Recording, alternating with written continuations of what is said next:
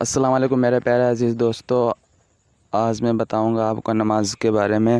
نماز پڑھنے کے لیے وقت نہیں ملے تو کیا کرنا چاہیے، بہت ہی خاص بیان ہے، حضرت مفتی سلمان اظہری کا ہے۔ دوستو چلیے چالو کرتے ہیں۔ کیوں وقت پر تمہاری نماز ہوتی نہیں؟ ریزن خود تلاش کر لینا آپ جا کر کے۔ ظہر میں کہاں تھا؟ کون سی چیز نے مجھے نماز سے روکا تھا؟ عصر میں کہاں تھا؟ کس چیز نے مجھے سجدہ کرنے سے دور کر دیا؟ ریزن آپ خود ڈھونڈو، روزانہ آپ خود ڈھونڈو۔ مغرب میں کیوں سر نہیں جھکا پایا میرے رب کی بارگاہ میں؟ کون سی چیز مجھے روکی تھی؟ کیا میں دکان پر بیٹھا تھا؟ تو وہ دنیا ہے جو دھوکہ ہے، جو تجھے اللہ سے دور کر رہی ہے۔ یا تم دوستوں کے ساتھ بات چیت میں بیزی ہو گئے تھے، تو یہ دوست شیطان ہیں جنہوں نے تجھے اللہ سے دور کیا تھا۔ یا کوئی اور چیز تھی، موبائل میں بیٹھا تھا، گیم کھیل رہا تھا، یہ وہ دنیا ہے جو تجھے اللہ سے دھوکہ دی ہوئی۔ ٹی وی میں بیٹھا تھا، میچ میں بیٹھا تھا، کھیل کود میں تھا۔ یہ ساری چیزوں کا ریزن آپ خود ڈھونڈو۔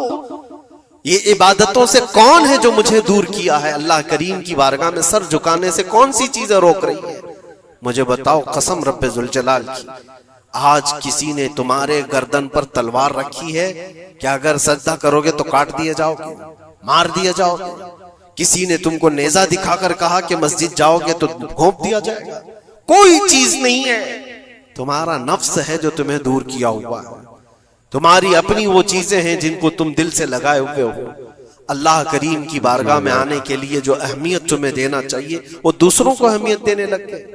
اسی لیے ایک بزرگ نے کیا خوب کہا تھا، وہ اپنے مرید کی دکان میں گئے، بہت بیزی شیڈول تھا اس مرید کا، دکان میں اتنے گاہک ہوتے تھے، بھیڑ ہمیشہ، وقت ہی نہیں ملتا تھا بیچارے، لیکن پیر صاحب آئے ہیں دکان میں تو عزت و احترام ہونی چاہیے۔ اپنے مرشد کو اس نے بلایا، کرسی پر بٹھایا، بہت دیر تک وہ اس کی دکان میں پڑھتے رہے، بیٹھے رہے۔ وہ بھی خوش باش تھا، پیر صاحب آئے پڑھے تو اور برکت، اور اس کو وقت ہی نہیں ہے۔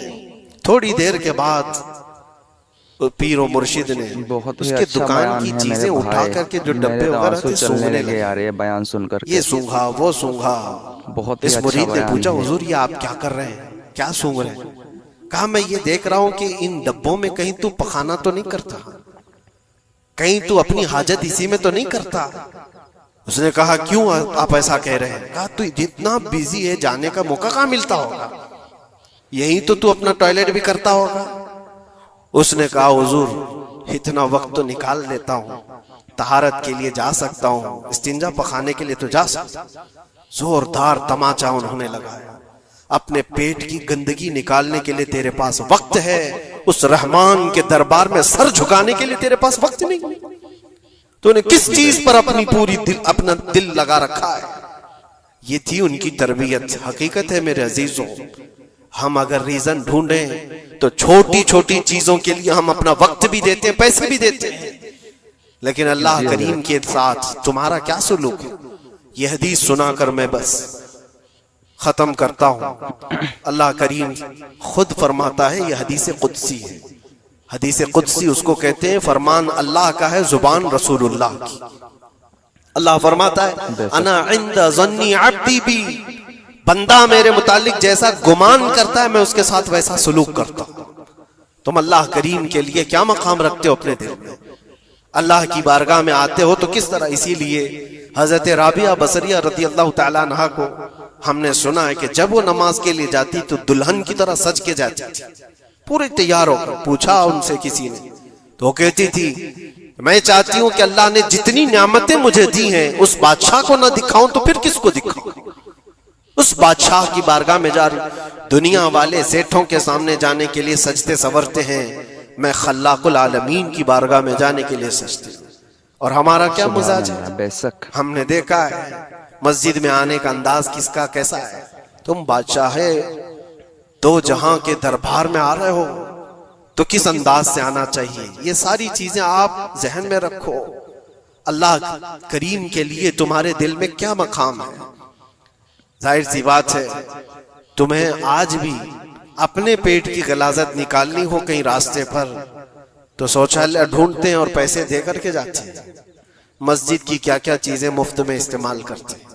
کبھی اس کا خیال آتا ہے کہ ہم یہاں کی اے سی، یہاں کے پنکھے، یہاں کے قالین، یہاں کا پانی سب کچھ استعمال کرتے ہیں، لیکن مسجد میں جو ڈبہ گھومتا رہتا ہے تو لوگوں کو ایسا لگتا ہے کہ یہ تو صدر سیکریٹری کے لیے گھومتا ہے، یہ کمیٹی کے لیے جاتا ہو.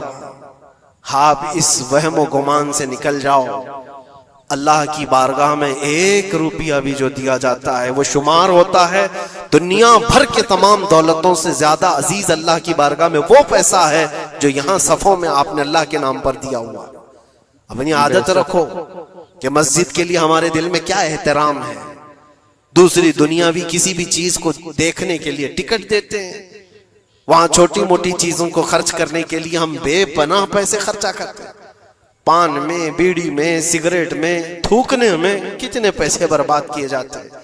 اللہ تبارک و تعالیٰ کے نام پر جب بات آتی ہے تو کیوں دل پر یہ بوجھ ہوتا ہے؟ یہ علامت ہے کہ دل جب کالا ہو جائے اور رب تعالیٰ سے بندہ دور ہو جائے تو اللہ کی بارگاہ میں دینے سے وہ کترانے لگتا ہے.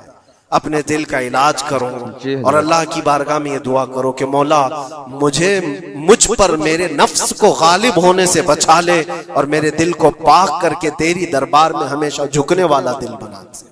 یہ دعا کرو کہ رب تبارک و تعالی مرنے سے پہلے ہمارے دلوں کو پاک و صاف فرمائے اور خالص اس کی رضا کے لیے ہمیں ہماری عزیز چیزوں کو قربان کرنے کا اللہ تبارک و تعالی ہمیں موقع عطا فرمائے. اور خاص طور پر یہ دعا کہ رب العالمین جب آخری وقت آئے تو تیرے حبیب پاک کی عزت کے لیے مرنے کی توفیق عطا فرما اور اس راستے میں ہمیں شہادت عظمی نصیب فرما، تیرے نبی کے قدموں میں دفن نصیب فرما. وآخر دعوانا الحمدللہ رب العالمین.